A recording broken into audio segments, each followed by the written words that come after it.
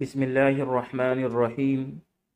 الحمد لله رب العالمين والعاقبة للمتقين، والصلاة والسلام على خير خلقه محمد وآله وأصحابه أجمعين.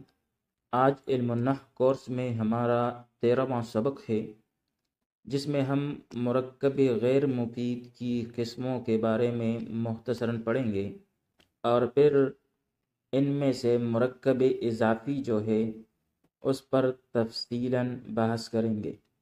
مرکب غیر مفید، اس کی ابتداءً دو قسمیں ہیں، تقییدی اور غیر تقییدی۔ پھر تقییدی جو ہے اس کی دو قسمیں ہیں، مرکب اضافی اور مرکب توصیفی۔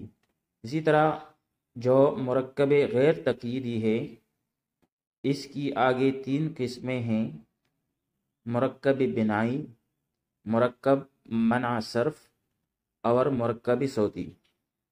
سب سے پہلے ہم پڑھ چکے تھے مرکب غیر مفید کے بارے میں کہ مرکب غیر مفید ایسے مرکب کو کہتے ہیں کہ جب اس کا بولنے والا اس کو بول کر خاموش ہو جائے تو سننے والے کو کسی بات کی خبر یا طلب معلوم نہ ہو، یعنی سننے والا پوری طرح مطمئن نہ ہو، جیسے غلام و زیدن، زید کا غلام۔ تو اب یہاں پر غلام اور زیدن چونکہ یہ دو مفردات سے بنا ہے تو یہ مرکب ہے، لیکن اس سے کسی بات کی خبر یا طلب معلوم نہیں ہوتی، لہذا یہ مرکب غیر مفید ہے۔ پھر مرکب غیر مفید کی اولاً دو قسمیں ہیں، مرکب غیر مفید تقییدی اور مرکب غیر مفید غیر تقییدی۔ اول قسم مرکب غیر مفید تقییدی، وہ مرکب غیر مفید ہے کہ جس کا دوسرا جز پہلے جز کے لیے قید ہو، یعنی پہلا جز عام ہو اور دوسرے جز کی وجہ سے اس میں تخصیص آ جائے، جیسے غلام زیدن، اس میں غلام عام تھا لیکن زیدن کی وجہ سے اس میں تخصیص آ گئی کہ بھائی کسی اور کا غلام نہیں بلکہ زید کا غلام، تو زید جو ہے یہ غلام کے لیے قید ہوا۔ پھر آگے مرکب تقییدی کی دو قسمیں ہیں، مرکب اضافی اور مرکب توصیفی۔ جبکہ مرکب غیر تقییدی وہ مرکب غیر مفید ہے جس کا دوسرا جز پہلے جز کے لیے قید نہ ہو، جیسے احد عشرہ۔ احد عشرہ کا معنی ہے 11۔ اب یہاں پر احدہ اصل میں احدن تھا اور عشرہ اصل میں عشرن تھا، لیکن عشرن جو ہے یہ احدن کے لیے قید نہیں ہے، یعنی اس میں کوئی تخصیص وغیرہ پیدا نہیں ہوئی۔ تو اس قسم کے مرکب کو مرکب غیر تقییدی کہتے ہیں۔ اور پھر مرکب غیر تقییدی کی بھی تین قسمیں ہیں، مرکب بنائی، مرکب منع صرف اور مرکب صوتی۔ خلاصہ کلام یہ کہ مرکب غیر مفید جو ہے اس کی اولاً دو قسمیں ہیں، مرکب تقییدی اور مرکب غیر تقییدی۔ پھر مرکب تقییدی کی آگے دو قسمیں ہیں، مرکب اضافی اور مرکب توصیفی، جبکہ مرکب غیر تقییدی جو ہے اس کی آگے تین قسمیں ہیں، مرکب بنائی، مرکب منع صرف اور مرکب صوتی۔ تو اس لحاظ سے مرکب غیر مفید کے کل 5 اقسام ہوئی، مرکب اضافی، مرکب توصیفی، مرکب بنائی، مرکب منع صرف اور مرکب صوتی۔ آج کی سبق میں ہم مرکب اضافی کے بارے میں تفصیلاً گفتگو کریں گے۔ سب سے پہلے مرکب اضافی کی تعریف پڑھیں گے۔ یہ وہ مرکب غیر مفید ہے کہ جس میں ایک اسم کی نسبت دوسرے اسم کی طرف کی جائے۔ مرکب اضافی وہ مرکب غیر مفید ہے جس میں ایک اسم کی نسبت دوسرے اسم کی طرف کی جائے۔ پھر جس اسم کی نسبت کی جائے اس کو مضاف کہتے ہیں، اور جس اسم کی طرف نسبت ہوتی ہے اسے مضاف الیہ کہتے ہیں۔ مثال کے طور پر غلام زیدن، زید کا غلام۔ اب اس مثال میں غلاموں کی اضافت زیدن کی طرف ہو رہی ہے، تو غلام مضاف ہے اور زیدن مضاف الیہ، یعنی غلام کی نسبت جو ہے وہ زید کی طرف ہو رہی ہے کہ بھائی کس کا غلام؟ زید کا غلام۔ پھر یہاں پر سوال یہ پیدا ہوتا ہے کہ بھائی نسبت تو ایک ہم نے اسناد کی صورت میں بھی پڑھ لیا تھا، تو اسناد اور اضافت میں کیا فرق ہے؟ یہاں پر بھی آپ نے اضافت میں بھی نسبت کا ذکر کیا اور اسناد میں بھی جو ہے نسبت کا ذکر ہوتا ہے۔ تو بھائی مسند اور مسند الیہ یہ اسناد سے ہے، اور مضاف مضاف الیہ یہ اضافت سے ماخوذ ہے۔ پھر اسناد اور اضافت میں فرق یہ ہے کہ اسناد میں نسبت تامہ ہوتی ہے، اسناد میں نسبت تامہ ہوتی ہے اور اضافت میں نسبت تامہ نہیں ہوتی۔ جیسے قیام زیدن، زید کا قیام، تو بھائی زید کا قیام جو ہے اس کے لیے ثابت ہے یا غیر ثابت ہے، اس سے متعلق کوئی باقاعدہ طور پر جو ہے حکم نہیں لگایا گیا، تو اس میں نسبت تامہ موجود نہیں ہے، یعنی قیام زیدن ثابت اور غیر ثابت۔ تو یہاں پر زید کے ساتھ قیام کی جو نسبت ہے وہ نسبت تامہ نہیں ہے، جبکہ جملہ فعلیہ میں قام زیدن، زید کھڑا ہے، یا زید قائم، تو یہاں پر قیام زید قائم جملہ اسمیہ ہے، تو یہاں پر جملہ فعلیہ اور جملہ اسمیہ میں جو اسناد ہے اسے اسناد کہیں گے، اضافت نہیں کہیں گے۔ تو یہ اس میں نسبت تامہ موجود ہے، جب نسبت تامہ موجود ہے، قیام جو ہے زید کے لیے ثابت ہے، تو اسے نسبت تامہ کہیں گے، اور نسبت تامہ کی صورت میں یہ اسناد ہوتا ہے، اضافت نہیں ہوتی۔ تو بھائی اسناد جو ہے اس میں نسبت تامہ ہوتی ہے، جبکہ اضافت میں نسبت تامہ نہیں ہوتی۔ پھر مضاف جو ہے یہ ہمیشہ مضاف الیہ سے پہلے آتا ہے، جیسے غلام زیدن، اس میں غلام مضاف ہے اور زیدن مضاف الیہ، تو بھائی مضاف جو ہے یہ ہمیشہ مضاف الیہ سے پہلے آئے گا۔ پھر مضاف کا اعراب کیسے ہوگا؟ تو مضاف کا اعراب جو ہے وہ عامل کے مطابق ہوگا، یعنی کبھی یہ رفع کی صورت میں، کبھی نصب کی صورت میں، اور کبھی جر کی صورت میں ہوگا، جبکہ مضاف الیہ جو ہے ہمیشہ مجرور ہوتا ہے۔ مضاف کا اعراب تو عامل کے مطابق ہوگا، یعنی کبھی مرفوع، کبھی مجرور، کبھی منصوب، جیسا کہ عامل کا تقاضا ہو اس کے مطابق ہوگا، لیکن مضاف الیہ جو ہے وہ ہمیشہ مجرور ہوگا۔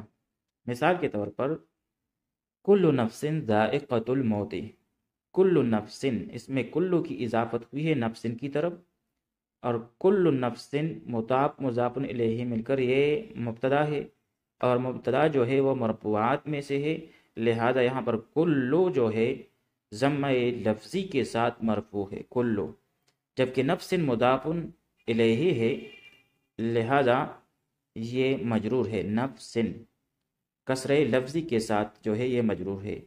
کل نفس ذائقۃ الموت، ہر نفس کو موت کا ذائقہ چکھنا ہے۔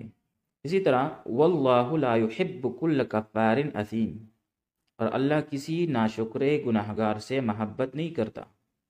اب یہاں پر لا يحب كل کفار، لا يحب یہ فعل ہے اور اس میں ہو کی ضمیر جو ہے وہ فاعل ہے، جبکہ کل کفار اس کے لیے مفعول بھی ہے، اور مفعول بھی چونکہ منصوبات میں سے ہے، لہذا یہاں پر کل جو ہے یہ منصوب ہے فتح لفظی کے ساتھ۔ کل کفارن میں کل جو ہے یہ مضاف ہے اور کفارن مضاف الیہ ہے، تو مضاف الیہ چونکہ ہمیشہ مجرور ہوتا ہے، تو یہاں پر بھی کفارن میں جو کہ مضاف الیہ ہے یہ مجرور ہے کسر لفظی کے ساتھ، جبکہ اس سے ماقبل کل جو ہے اس کی اضافت ہوئی ہے کفارن کی طرف، اور کل مضاف ہے اور مضاف کا اعراب حسب عامل ہوتا ہے، لہذا یحب جو عمل کر رہا ہے کلو میں، اس کی وجہ سے یہ کل ہو گیا کل کفارن، یعنی منصوب ہو گئے فتح لفظی کے ساتھ، کیونکہ کل کفارن جو ہے یہ مفعول بھی ہے لا یحب کے لیے، اور مفعول بھی جو ہے وہ منصوبات میں سے ہوتا ہے۔ اسی طرح تیسری مثال وَلِكُلِّ أُمَّةٍ رسول، اور ہر امت کے لیے ایک رسول بھیجا گیا۔ اب یہاں پر کل امتن، اصل میں کل امتن تھا، کل امتن، امتن مضاف الیہ ہمیشہ مجرور ہوتا ہے، اور کل پر جب حرف جر داخل ہوا تو حرف جر جو ہے یہ عامل ہے، اور مضاف کا اعراب جو ہے وہ حسب عامل ہوتا ہے، تو حرف جر کی وجہ سے کل جو ہے وہ مجرور ہے کسر لفظی کے ساتھ، کل آیا ہے، وَلِكُلِّ أُمَّةٍ وَلِكُلِّ أُمَّةٍ رسول، اور ہر امت کے لیے ایک رسول بھیجا گیا ہے۔ تو بھائی اول مثال میں کلو مرفوع ہے، دوسری مثال میں کلا منصوب ہے، اور تیسری مثال میں کل یہ مجرور ہے، اور یہ عامل کے بدلنے کی وجہ سے اعراب میں تبدیلی واقع ہوئی ہے، جبکہ ہر صورت میں جو ہے نفس، کفار اور امت، ہر مثال میں یہ مضاف الیہ جو ہے یہ مجرور ہے۔ تو بھائی مضاف کا اعراب جو ہے وہ عامل کے مطابق ہوگا، اگر عامل رفع کا تقاضا کرے تو پھر مرفوع ہوگا، اگر نصب کا تقاضا کرے تو منصوب، اور اگر جر کا تقاضا کرے تو پھر مضاف جو ہے وہ مجرور ہوگا، جبکہ مضاف الیہ ہمیشہ مجرور ہوتا ہے۔ پھر مضاف جو ہے، مضاف یہ اضافت سے پہلے ہمیشہ نکرہ اور مضاف الیہ کبھی نکرہ اور کبھی معرفہ ہوتا ہے، یعنی مضاف جو ہے اضافت سے پہلے وہ نکرہ ہوتا ہے، اس میں تخصیص جو آ جاتی ہے وہ بعد میں اضافت کی وجہ سے آتی ہے، جبکہ مضاف الیہ جو ہے کبھی نکرہ بھی ہوتی ہے اور کبھی معرفہ بھی، جیسے غلام زیدن، اس میں غلام اصل میں غلام نکرہ تھا، پھر اس کی اضافت ہوئی زیدن کی طرف، جبکہ زیدن مضاف الیہ ہے اور معرفہ ہے۔ اسی طرح غلام رجل، اس میں رجل جو ہے مضاف الیہ نکرہ ہے، تو بھائی مضاف اضافت سے پہلے ہمیشہ نکرہ ہوتا ہے، اور مضاف الیہ کبھی نکرہ اور کبھی معرفہ ہوتا ہے۔ پھر مضاف جو ہے یہ الف لام تنوین نون تثنیہ اور نون جمع سے خالی ہوتا ہے۔ مضاف جو ہے الف لام تنوین اور نون تثنیہ اور نون جمع سے خالی ہوتا ہے، جیسے عبداللہ، یہ اصل میں عبدن تھا، عبدن، عبدن اس کے آخر میں تنوین تھا، پھر جب اس کی اضافت ہم نے اللہ کی طرف کی تو پھر اس سے تنوین گر گیا تو بن گیا عبداللہ۔ اسی طرح یدا ابی لہب، اس میں یدا جو ہے اصل میں یدان تھا، تثنیہ تھا، دونوں ہاتھ، دونوں ہاتھ، تو بھائی یدانی جو ہے یہ تثنیہ تھا، لیکن جب اس کی اضافت ہوئی تو درمیان سے نون تثنیہ گر گیا تو بن گیا یدا ابی لہب۔ اسی طرح ملاقو ربہم، اس میں ملاقو جو ہے اصل میں ملاقون تھا، جمع کا سیغہ تھا ملاقون، لیکن جب اس کی اضافت ہوئی ربہم کی طرف تو اس کے آخر سے نون جمع گر گیا، تو بھائی اضافت کی وجہ سے الف لام تنوین نون تثنیہ اور نون جمع جو ہے وہ مضاف سے گر جاتے ہیں۔ پھر اردو میں ترجمہ کرتے وقت مضاف الیہ کا ترجمہ پہلے اور مضاف کا بعد میں کرتے ہیں، جیسے فضل اللہ اللہ کا فضل، رحمت اللہ اللہ کی رحمت۔ اسی طرح کسی بھی اسم کے بعد کوئی بھی ضمیر آ جائے، کسی بھی اسم کے بعد کوئی بھی ضمیر آ جائے تو وہ مضاف مضاف الیہ بنتے ہیں، جیسے مثلہم ان کی مثال، کتابہ اس کی کتاب۔ اب یہاں پر مثلو یہ مضاف ہے، اور ہم جو ہے یہ ضمیر مجرور متصل مجرور محلن ہو کے یہ مضاف الیہ ہے، ضمیر کا اعراب جو ہے یاد رکھیے محلن ہوتا ہے، اس پہ بظاہر جو ہے ہم کے آخر میں سکون ہے لیکن یہ محلن مجرور ہے، یعنی ضمیر جو ہے اس کا اعراب جو ہے اسے ہم اعرابی محلی کہتے ہیں، اگر اس کی جگہ کوئی اسم ظاہر ہوتا تو وہ مجرور ہوتا، جیسے مثل زیدن، لیکن زیدن کی جگہ اگر ہم لگا لیں تو پھر ہم جو ہے وہ اس اعراب کو قبول نہیں کرے گا، بلکہ ہم کہیں گے کہ یہ اعراب محلی ہے۔ اسی طرح کتاب ہو میں کتاب کی اضافت ہو ضمیر کی طرف ہوئی ہے، کتاب مضاف ہے اور ہو ضمیر مجرور متصل محلن مجرور ہو کے مضاف الیہ ہے۔ پھر مضاف کی صفت جو ہے مضاف الیہ کے بعد آتی ہے، جیسے عبداللہ ابن عمرو، اب ابن عمرو عبداللہ کی جو ہے وہ صفت ہے، لیکن عبد مضاف ہے، پھر اس کے بعد مضاف الیہ اللہ آیا ہے، اور پھر ابن عمرو اس کے لیے صفت ہے مضاف کے لیے۔ اسی طرح مضاف الیہ اپنے بعد والے اسم کے لیے بھی مضاف بن سکتا ہے، جیسے کتاب ابن المدیر۔ اب یہاں پر اصل میں یہ ابن المدیر تھا، ابن المدیر، ابن کی اضافت مدیر کی طرف ہوئی ہے، پھر یہ ابن جو ہے ابن المدیر یہ مضاف الیہ ہے کتابوں کے لیے، تو چونکہ ابن جو ہے اب مضاف الیہ ہے تو پھر یہ مجرور بن جائے گا، کیونکہ اس کی اضافت ہوئی ہے کتابوں کی طرف، تو پھر کتاب ابن المدیر بن جائے گا۔ آئیے اس میں مزید مثالوں کے ذریعے سے اجرا کرنے کی کوشش کرتے ہیں۔ یہاں پر سوال دیا گیا ہے کہ دیے گئے الفاظ سے مرکبی اضافی بناؤں۔ سب سے پہلے دیا گیا ہے اہلن اور پھر المغفرتو، تو اہلن سے تنوین گر جائے گا اور المغفرتو جو ہے وہ مجرور بن جائے گا، تو بن جائے گا اہل المغفرتی، مضاف مضاف الیہ، یہ مرکب اضافی ہوا۔ اسی طرح یوم الخلود، اس میں یومن سے تنوین گر جائے گی اور الخلود جو ہے یہ الخلود ہو جائے گا، یعنی مجرور ہو جائے گا، تو بن جائے گا یوم الخلود۔ سجن المؤمن، اب یہاں پر سجن سے تنوین گر جائے گا اور المؤمن یہ المؤمنی مجرور بن جائے گا، تو بن جائے گا سجن المؤمنی۔ مطل الغنی، مطل سے تنوین گر جائے گا اور الغنی الغنی ہو جائے گا، تو بن جائے گا مطل الغنی۔ مخ العبادت، یہاں پر مخن سے تنوین گر جائے گا اور العبادت العبادتی بن جائے گا، مجرور کیونکہ مضاف الیہ ہمیشہ مجرور ہوتا ہے، تو بن جائے گا مخ العبادتی۔